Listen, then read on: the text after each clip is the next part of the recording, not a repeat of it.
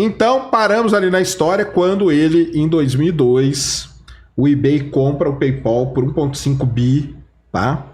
E 176 milhões vão para a conta do Elon Musk. Aí o Elon Musk começa, então, a falar: agora eu posso fazer o meu sonho. Que eu não falei aqui qual era o sonho dele desde criança.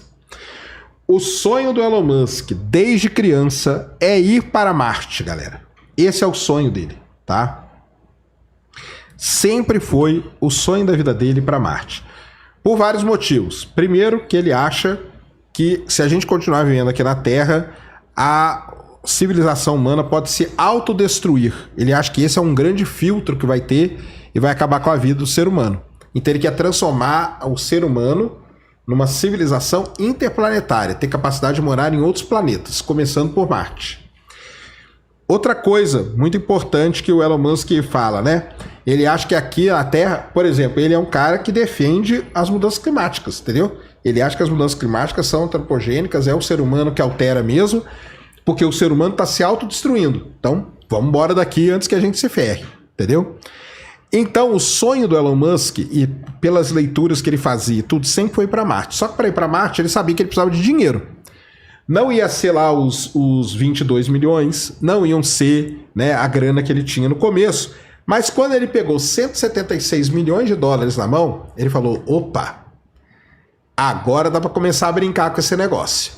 Então vamos lá, um pouquinho da história do Elon Musk. Existe um negócio nos Estados Unidos, uma sociedade chamada Mars Society, Sociedade de Marte.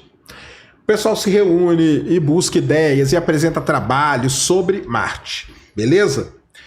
Em 2001, o Elon Musk ele começa a se envolver com essa entidade, Mars Society.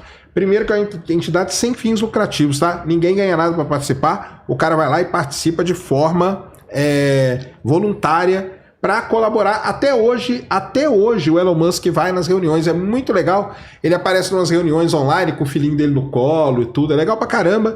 Ele gosta disso aí, é o que ele quer.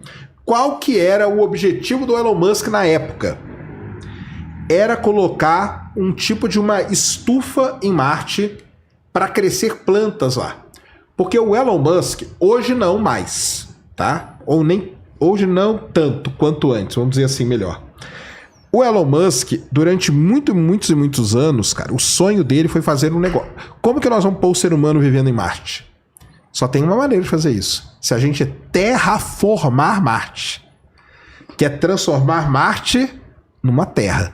Tem que deixar habitável o planeta. Então, por exemplo, tem as camisetas mais famosas do Elon Musk. Uma é Occupy Mars, que é vamos ocupar Marte. E a outra, que alguém já deve ter visto, talvez não tenha entendido, que é Nuke Mars. Nuke, N-U-K-E. Quando vocês virem essa palavra nuke em qualquer lugar, saiam correndo. Sabe o que quer dizer nuke? Jogar bomba atômica. É bagaceira. Qual que era a ideia do Elon Musk, cara? O Elon Musk ele queria instalar 2 ímãs gigantes em Marte, um em cada polo. Aí ele ia chegar com bomba atômica, ia jogar bomba atômica em Marte. O solo marciano ele é rico em CO2, gás carbônico. Ele ia pegar o dióxido de carbono, esse dióxido de carbono ia subir por conta da bomba atômica. Só que os ímãs tinham gerado um campo magnético, então ele ia começar a gerar uma atmosfera em Marte. Então, primeiro passo, colocar os ímãs. Segundo passo, jogar a bomba atômica. A bomba atômica levanta o gás carbônico. O gás carbônico fica preso por conta do campo magnético. Beleza?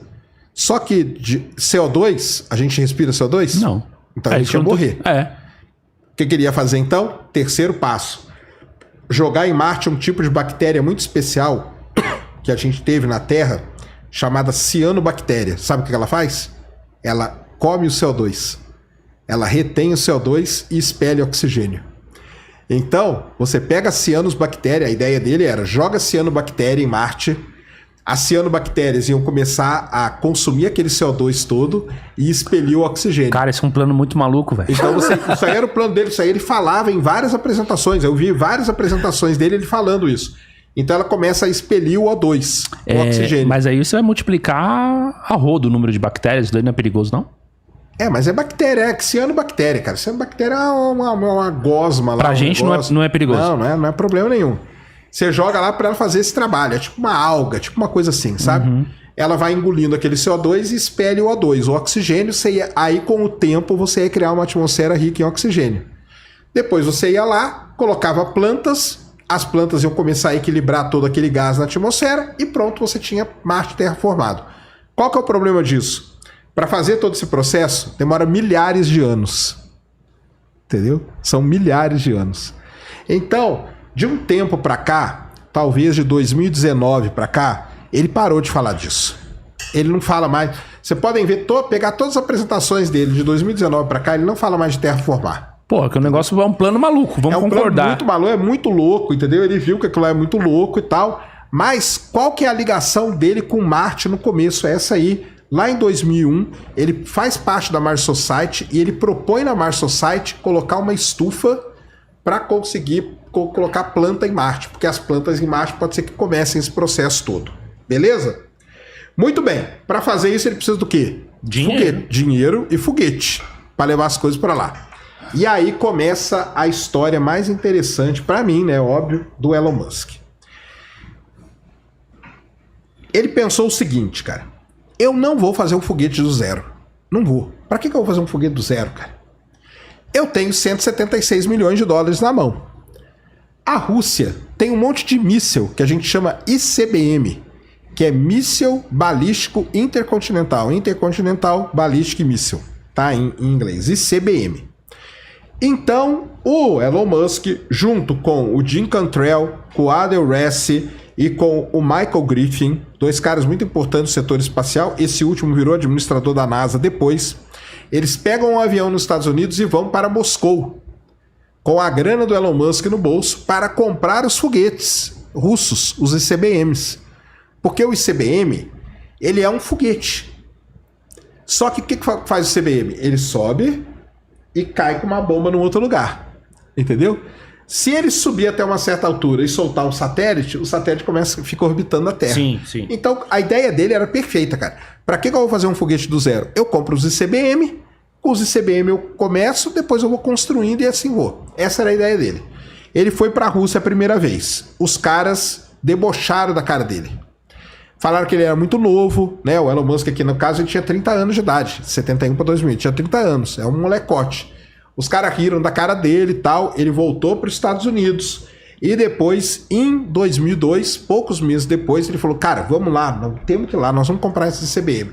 Foram na Rússia de novo para comprar os ICBM. É quando a galera cuspiu na cara dele e tudo, os russos, entendeu? Verdade? É verdade, verdade. Mas não ia vender para ele porque é americano. Não ia vender pra ele porque achava ele muito novo, cara. E não sabiam o que ele ia fazer direito. E não venderam. Mas é por causa disso, porque não acreditavam no que ele ia fazer. Por ele ser um cara muito novo, entendeu? Aí, muito bem. Então, vamos lá. Ele tinha 176 milhões de dólares no bolso. Uhum. Ele foi pra Rússia 2 vezes para comprar ICBM. Não conseguiu. O que ele faz, então? Ele pega, dos 176 milhões, ele pega 100 milhões de dólares e fala, nós vamos construir foguetes. Eu vou pegar esses 100 milhões aqui e esses 100 milhões vai ser a grana que eu vou construir meu foguete. Isso em 2002 ele fala isso. E aí com isso ele fundou em maio de 2002, para quem não sabe as datas direitinho, ele funda a famosíssima SpaceX. E ele se torna, né, ele se auto-intitula, se torna CEO e engenheiro-chefe. Tanto que até hoje, eu acho que ele assina como engenheiro-chefe da SpaceX. Ele não é mais CEO, tá? CEO agora é uma mulher, é a Gwen Shotwell, e ele é como engenheiro-chefe da SpaceX. Legal. Então essa é a história, beleza? Então ele foi lá e fez. Aí ele construiu os foguetes. O foguete dele chama Falcon, em homenagem a Millennium Falcon, e o primeiro Falcon que ele constrói é o Falcon 1. O que quer dizer 1? Um motor. Então o Falcon 9 é que tem 9 motores. O Falcon 1 tinha um motor. Muito bem.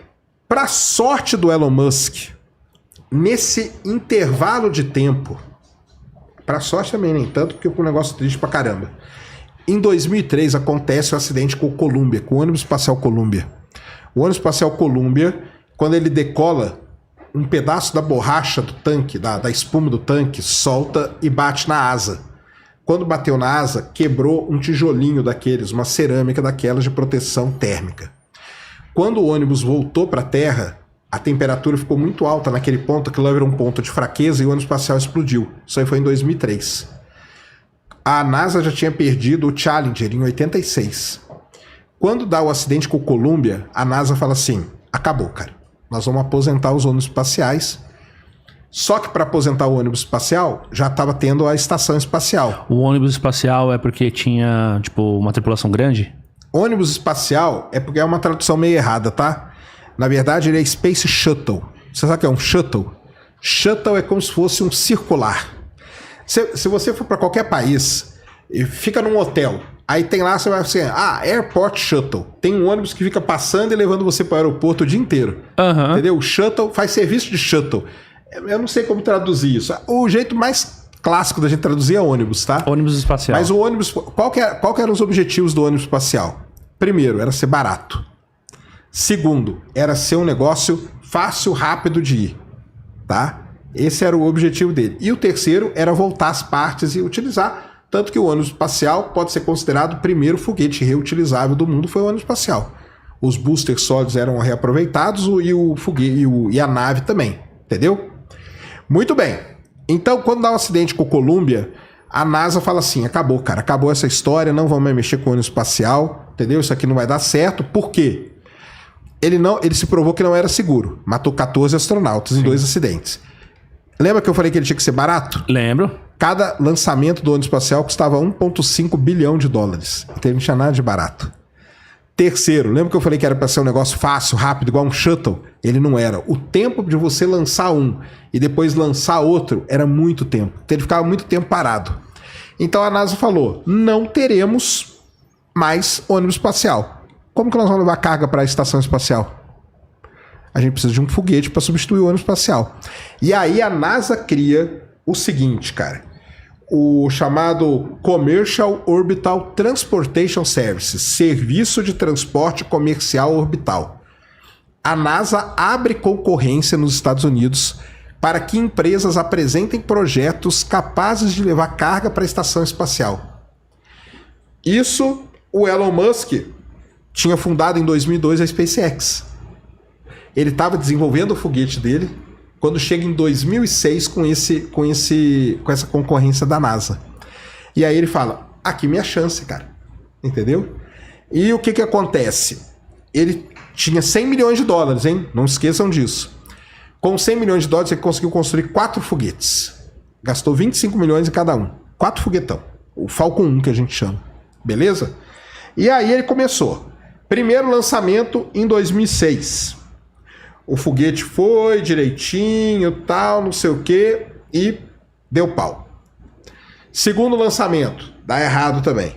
Terceiro lançamento, cara, esse é triste pra caramba, porque na hora que vai separar um estágio do outro, o foguete tem 2 estágios.